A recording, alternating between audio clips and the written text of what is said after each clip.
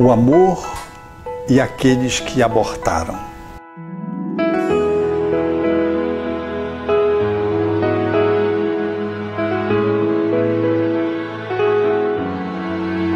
No cotidiano do nosso país se estabelece uma tragédia silenciosa. É aquela que avança, transformando o útero num campo de concentração ao invés de um escrínio para assegurar uma joia que está ali posta e que deverá emergir, transformando-se mais tarde num cidadão e num homem de bem. É o movimento contrário aos nascituros, ou seja, aqueles que na posição de embrião ou de feto não têm assegurados os seus direitos de viver e não podem constituir um advogado, face àqueles que investem contra a sua sobrevivência e lhe excluem dessa possibilidade promovendo o aborto. Mais do que isso, quando surge na nossa nação a expectativa deste ou daquele grupo minoritário de tentar, mediante lei, ampliar a legalização do aborto para o nosso país, que já está posto preconizando a legalidade quando há risco de morte para a mãe ou quando a gravidez resulta de estupro. É natural, portanto, que se conceba de que essa perspectiva de ampliação da lei, que há bem pouco ganhou mediante jurisprudência e decisão do Supremo Tribunal Federal, que assegurou a legalidade também para os abortamentos dos anencéfalos, o que também representa efetivamente um atentado ao direito dos deficientes, que não podem surgir e viver alguns dias, uma semana, um ano, 2, por conta dessa legislação que abriu espaço a que os pais possam, então, definir e decidir pelo abortamento já no âmbito da legalidade. Naturalmente que esse é um olhar que desconsidera a espiritualidade, o ser espiritual que pré-existe, está conectado com o corpo, não obstante traga graves alterações em parte do encéfalo, que está subtraído, mas não no encéfalo completamente, não sendo, portanto, um anencéfalo. Tanto é que sobrevive dias, meses, anos e tem a sua vida vegetativa e dá sinais de que é um ser que tem uma percepção para além do estado circunscrito à postura vegetativa, como citam as mães dos anencéfalos que optam por ter as suas crianças. Mas a par deste processo silencioso, que sobretudo se dá às escondidas da lei, acobertado por ambientes profissionais e por profissionais que assumem a posição do aborto em razão da escolha dos pais e em razão de também acreditarem que isso representa um direito deles em detrimento do direito do nascituro, nós vamos observar uma outra tragédia que se segue a essa. É a da culpabilidade daqueles que promoveram o aborto, seja na posição da mãe, sobretudo, mas igualmente do pai ou do parceiro que se estabeleceu num relacionamento afetivo e que gerou o processo gestatório, como também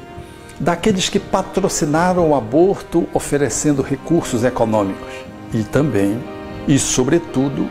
e de forma muito grave, aqueles que descobrem que a atitude de abortar ela é uma atitude lesiva e estavam na posição de médicos, de enfermeiros ou de aborteiros, sem nenhuma qualificação profissional e que promoveram esse tipo de ação por longo tempo. Surge nesses indivíduos uma culpa absolutamente desproporcional. Eu digo desproporcional porque quando se toma ciência de que ali havia uma vida, corre-se o risco de se fazer um movimento de intoxicação, de remorso, E às vezes a pessoa, na tentativa de resolver um problema insolúvel para ela, ela desproporcionaliza a sua atitude, levando a complicar mais o seu estado, às vezes caindo em processos de depressão grave, às vezes de suicídio. Efetivamente, que o olhar que o Espiritismo traz para essa questão, ele é bastante amplo. E, se é verdade que a doutrina espírita afirma de uma forma categórica de que o abortamento é a interrupção de um caminho de um espírito que está em movimento de renascimento, conectado a partir do ovo, quando o espermatozoide se une ao óvulo, e que qualquer interrupção desse processo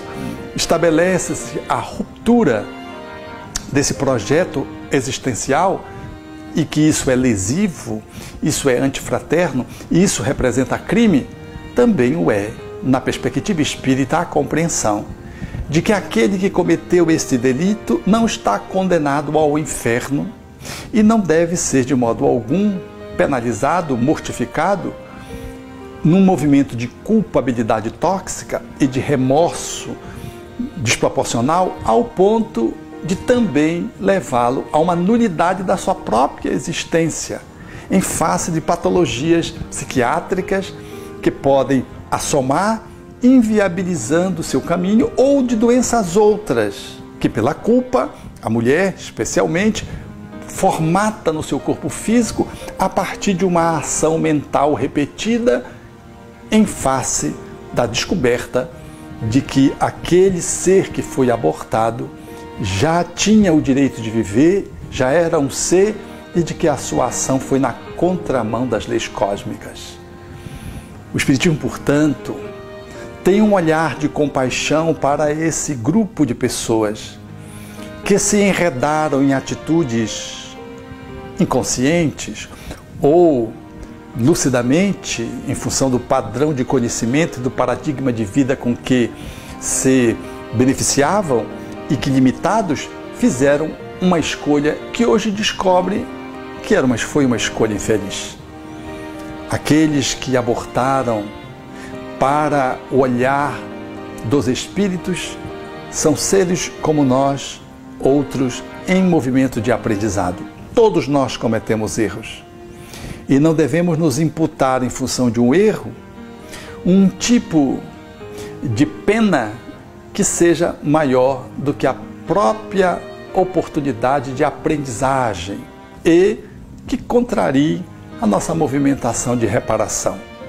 Porque qualquer culpa que se avolume inconsequentemente e não tratada lesa a nossa emoção, altera o nosso psiquismo, gera doenças de natureza mental e nos conecta espiritualmente com entidades malsãs, inclusive com aqueles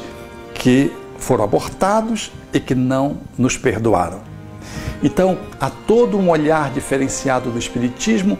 para esse grupo de pessoas, no sentido de dar um trato terapêutico de uma forma tal que eles possam efetivamente superar essa encrenca e seguir adiante. Se não, vejamos.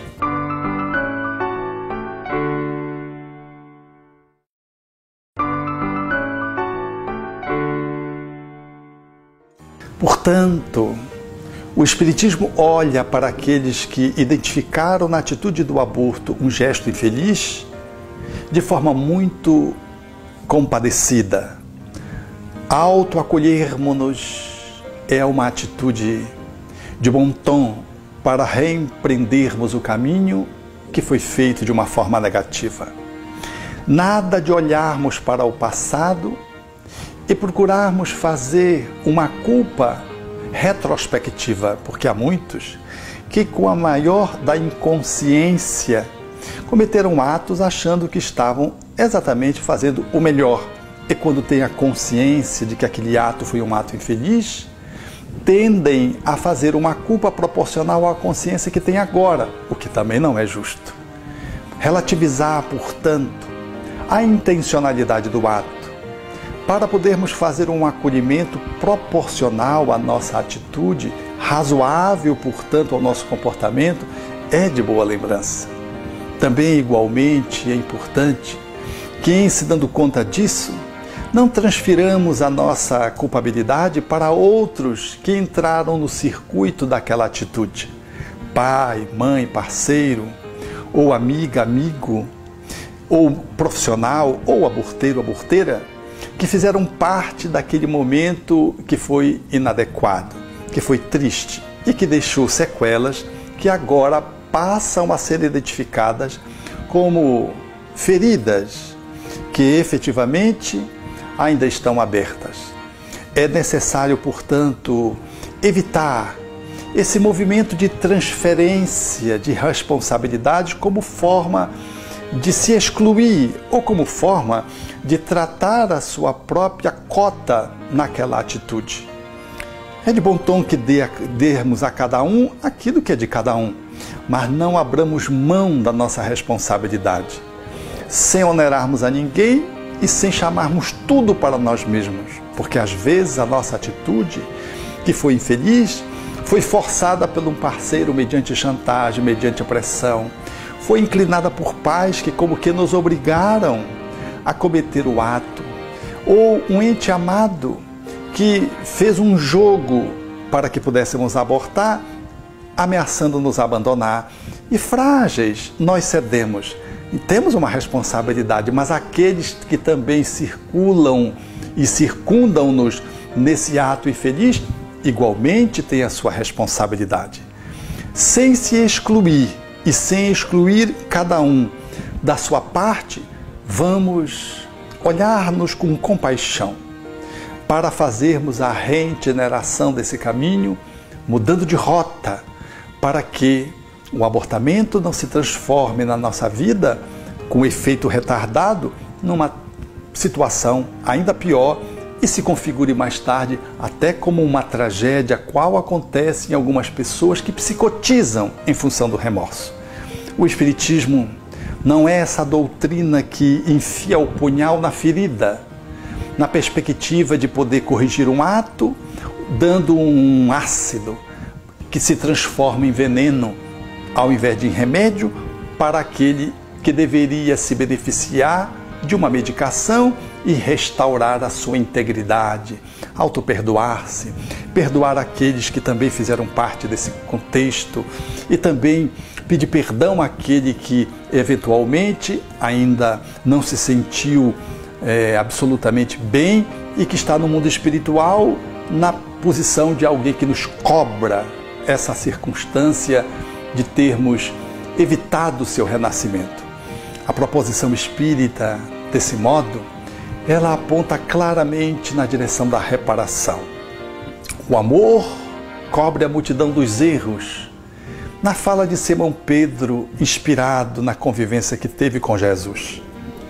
Nossas atitudes novas refazem atitudes negativas anteriores. Posturas de vida anulam posturas de morte. Comportamentos luminosos alteram a escuridão de atitudes que não se alinharam adequadamente com a nossa própria consciência. Assim, façamos um inventário daquilo que fizemos, mas, sobretudo, façamos um planejamento daquilo que devemos fazer, ou seja, alterar a rota da nossa vida para proclamar a vida, vincularmos-nos aos movimentos pró-vida, lutarmos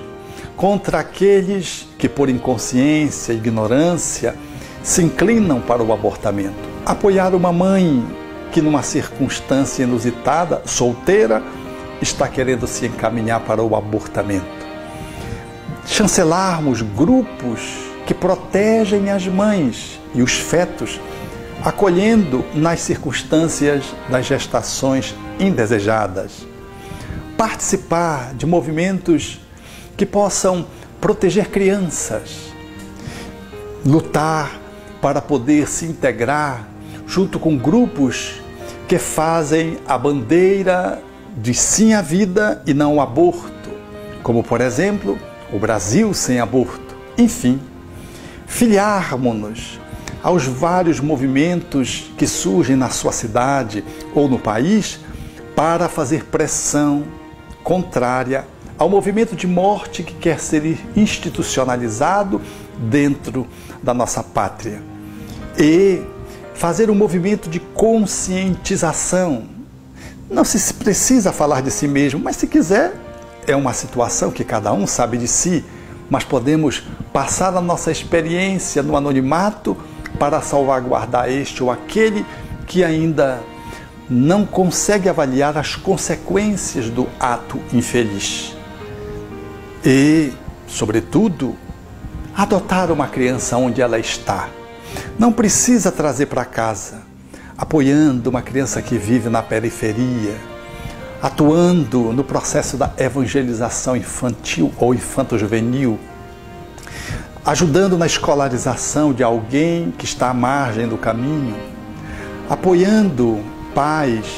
que não têm recursos para poder dar conta de uma grande prole através do seu tempo, através do seu conhecimento ou através até dos seus próprios recursos financeiros e de uma forma ordenada,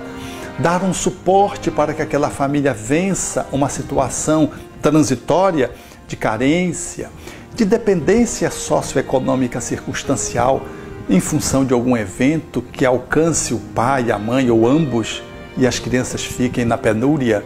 Enfim, há inúmeros movimentos de proclamação da vida.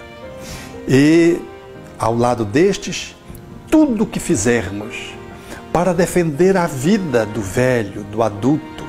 tudo o que fizermos para proteger a vida onde esteja sendo desconsiderada, para assegurar a dignidade da pessoa humana, é uma atitude de luz, de amor, desfazendo a multidão dos nossos equívocos que eventualmente possamos ter cometido há algum tempo atrás, mais próximo ou mais remoto. Não podemos deixar passar.